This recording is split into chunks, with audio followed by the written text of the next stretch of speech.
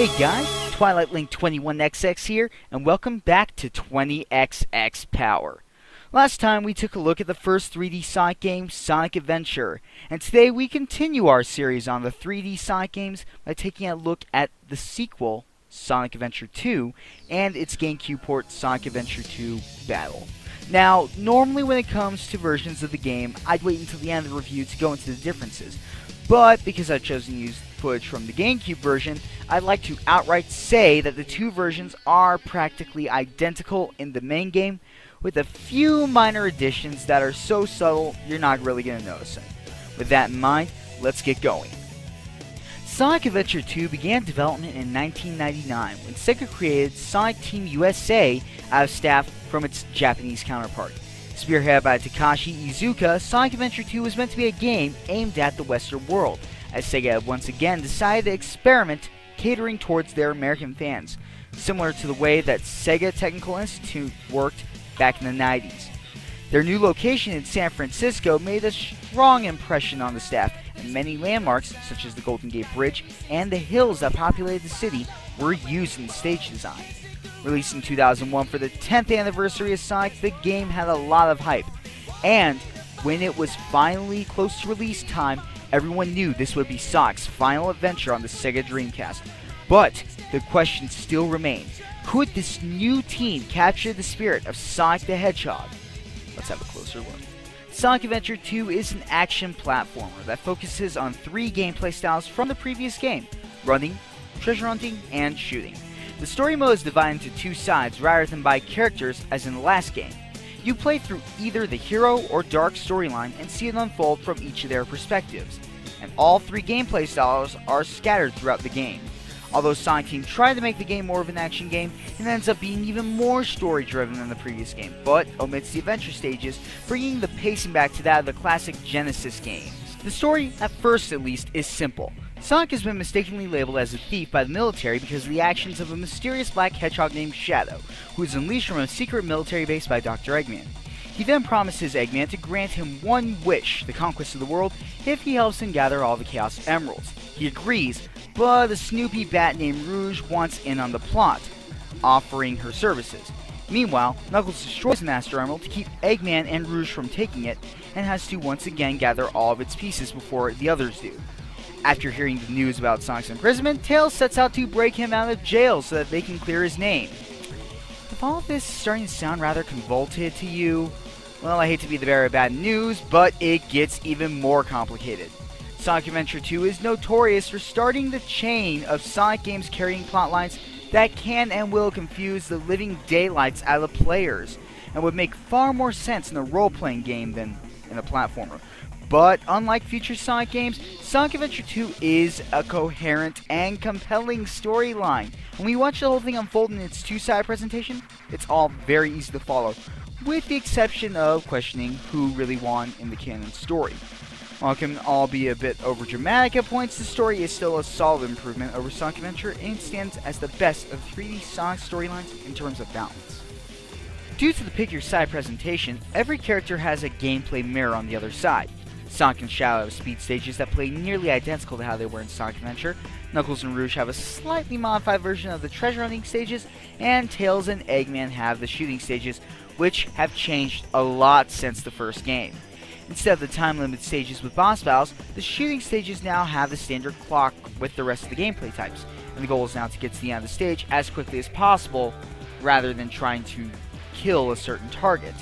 For this reason, they are now faster paced with some tighter controls, keeping everything at high speed and adding more focus on platforming over shooting everything in sight. The only problem is that because you're in such heavy mechs, the jumping is a bit on the clunky side, but once you get to play through a couple levels, you should adjust to it. Just be forewarned though, Eggman and Tails actually have different levels of control. But I'm gonna straight up tell you, it's easy to control than even Sonic in Adventure 1, which is obvious from the second you pop the disc in. Now, the treasure hunting stages are much larger than the first game, but this is a double-edged sword, as the Emerald Shard layout is the exact same. Random. More aggravating is the new radar system, which only tells you to go after emeralds in a preset order. This isn't a killer, but it is a step down from the radar presented in Sonic Adventure. But it isn't all bad, because this new radar system is a lot more sensitive and doesn't have the problems that the previous one did. It actually tells you exactly where it is and doesn't give you the issue of, oh, you're on the wrong side.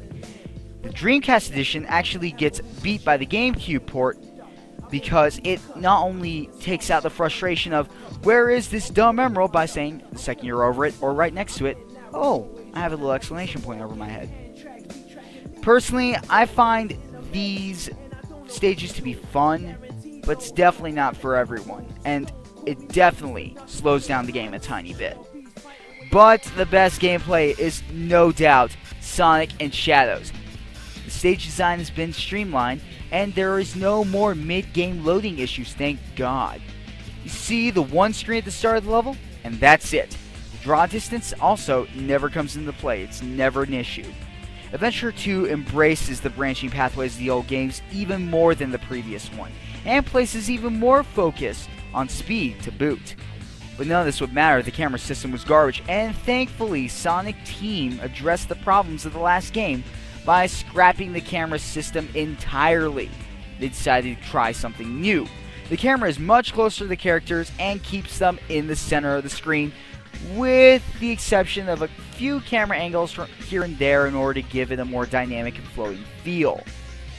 This is usually when you're going around loops or you're having a massive fall, but it's usually pretty easy to reorient yourself after, the first couple levels. Unfortunately, this camera does come with some new problems. You will once in a while have to deal with some issues in the speed stages, but they're so rare it's not even funny. The real problems start when you get to the treasure hunting and shooting stages. With treasure hunting, you really do need a Mario-style camera. Because of the lack of a second stick on the Dreamcast pad, though, you only have control of the X-axis. Even more of a problem is that you cannot move and be messing with the camera. The second you move, auto camera takes back over. So, is it better? Yes. Is it a problem? Yeah, it is. Shooting stage wise, you can actually outrun the camera. This is a testament to how much better the shooting stages are, but the fact of the matter is that a camera shouldn't be getting snagged on walls and causing you to die. Thank you very much. But still, give Sonic Team credit where credit is due. The camera is much better, and I'd rather have this over Adventure 1. Graphically, Adventure 2 has some of the best on the Dreamcast, and is considered to be the US Dreamcast's swan song. I say this because the Europeans and Japanese got Shenmue 2, while the rest of us Americans will have to wait for it to come out on Xbox. But hopefully we'll be able to talk more about that game in the future.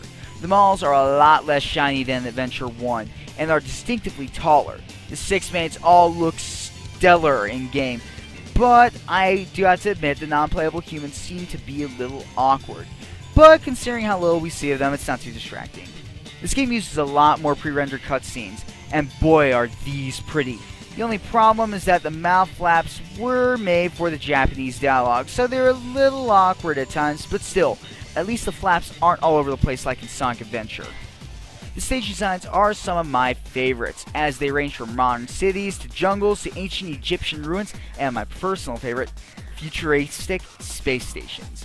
Running at a smooth 60 frames per second, it manages to have next to no slowdown, really pushing the Dreamcast to its limits. This only applies to the single player, however, as the multiplayer is a choppy 30 frames per second, and yes, this does affect the gameplay. Again though, just the Dreamcast version. The GameCube thankfully has multiplayer reinstated to the beautiful 60 frames. Of course, in the audio department, we have excellence, with a rocking soundtrack that is mostly, well, rock. Sinnoh doesn't just stop there, however. Although it has its awesome rock composition, there's also epic orchestral pieces and techno beats that keep things varied, but they all feel like they completely belong. The more questionable tracks are for Knuckles and Rouge. Personally, I don't have a lot of problems with Knuckles' rap music, despite having a general hatred towards rap, but I don't know, that just might be nostalgia, especially for Aquatic Mind. Anyhow, Rouge's music is hard for me to describe, but all I know is that I don't care for it. It's perfect for a character, but I just don't like it. Oh well, the ratio of great to flat tracks is well balanced, so it's not an end all whatsoever. In the sound effects world, it is perfect, and every ring you collect is exactly the same as it's been in every game. There's not one sound effect that sounds off. As for the voice acting in the game, it is much better than the previous one, but again, don't get your hopes too high, because this is a game made in 2001. It's not up to today's standards, but it hasn't aged that badly. The majority of problems are due to, of course, budget for the translation from Japanese to English. In terms of who's got the best performances, no question, Dr. Eggman and, of course, Shadow. I really do love Sonic's voice in this game, though. I love that Ryan has that cocky American voice to him that just sounds like, a typical American teenager. What really is great, though, is the way that Shadow's voice is contrasted.